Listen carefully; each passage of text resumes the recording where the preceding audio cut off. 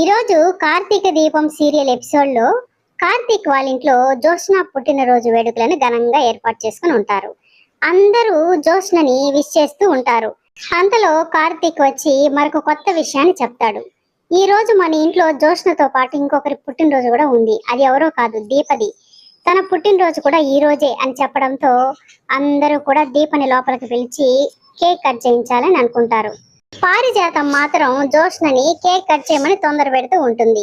శివనారాయణ గారు ఎందుకంత తొందర, దీపని కూడా పిలిచాం కదా రానివ్వు, ఇద్దరి చేత ఒకేసారి కేక్ కట్ చేస్తామని చెప్పడంతో పారిజాతం ఇలా అనుకుంటుంది. ఈ ముసలోడు తాళి కట్టిన భార్యనైన నన్నేమో వేరు చేసి మాట్లాడతాడు, పరాయిదైన దీపను మాత్రం నెత్తిని పెట్టుకుంటూ ఉంటాడు. ఈ ముసలోడికి ఎవరిని ఎలా చూడాలో కూడా తెలియదు. అయినా ఈ దీప పుట్టినరోజు కూడా ఈ రోజే రావడం ఏంటి? కొంపదీసి నేను చంపమని ఇచ్చిన పిల్ల కాదు కదా. అయినా ఆ పిల్లని అప్పుడే చిన్నప్పుడే చంపించేశాను కదా, ఆ పిల్ల అయి ఉండదులే అనుకుంటుంది పారిజాతం. దీప లోపలికి రాగానే అందరూ దీపని విష్ చేస్తారు.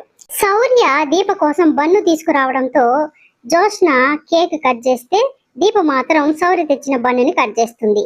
ఇంట్లో అందరూ దీపని శౌర్యని అక్కడే ఉండిపోమని అడుగుతారు. శౌర్యని ఇక్కడే స్కూల్లో చేర్పిస్తామని శివనారాయణ కూడా చెప్తారు. దీప మాత్రం అక్కడ ఉండడానికి అయిష్టత చూపిస్తుంది.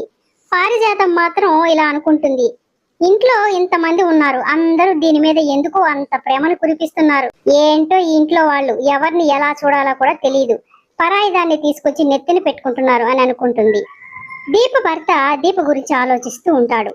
దీపని అనవసరంగా వదిలేసి తప్పు చేశాను, నా పెళ్ళాం దృష్టిలో మోసగాడిగా వెధవగా మిగిలిపోయానని ఆలోచిస్తూ ఉంటే దీప భర్త చేసుకున్న రెండో భార్య శోభ వచ్చి అతనితో గొడవ పడుతూ ఉంటుంది. బాగా చూసుకుంటానని నన్ను నమ్మించి పెళ్లి చేసుకున్నావు, నన్ను ఇప్పుడు సెకండ్ హ్యాండ్ పెళ్ళాన్ని చేశావు. రేపు అది నీ కూతురు తిరిగి వస్తే కూతురు మీద ప్రేమతో నన్ను వదిలేయవని గ్యారంటీ ఏంటి? అందుకే మా అమ్మ నాంచారమ్మని ఇక్కడికి రమ్మని పిలిచాను, తనే తేల్చేస్తుంది నీ కథ అని చెప్పి తిట్టేసి పోతుంది. దీప వాళ్ళ ఊర్లో దీప ఉంటున్న ఇంటిని అప్పులు వాళ్ళు వచ్చి వేలం వేయడానికి సిద్ధపడతారు. దీప వాళ్ళ అత్త మాత్రం వేలం వేయడానికి ఒప్పుకోదు. నా కొడుకు చేసిన అప్పుని నా కోడలు తీర్చేస్తానని చెప్పింది కదా, డబ్బులు తీసుకురావడానికే వెళ్ళింది, అంతవరకు ఆగమని చెప్తూ ఉంటుంది.